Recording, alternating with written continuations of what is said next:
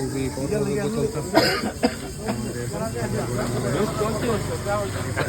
কেনাকাটা হইতেছে এখানে ইফতারি ভাজা হইতেছে খুবই ফ্রেশ ইফতারি মোটামুটি এখানে নগরপাড়ার সবাই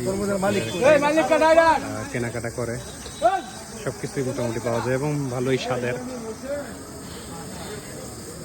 এই যে দিদি উদ্দিনে আসতেছে ইফতারি করার জন্য। বকুল ভাঙ্গি এটা আমাদের চিরচেনা মুখ।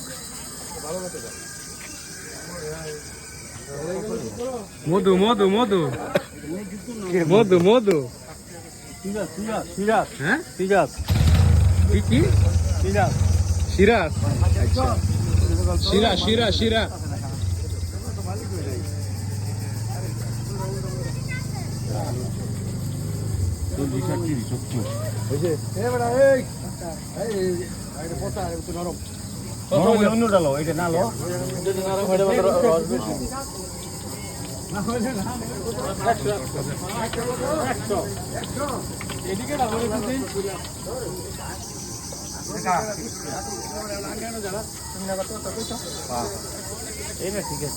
আমরা গুটি গুটি পায়ে চলে যাচ্ছি ইফতার করার উদ্দেশ্যে।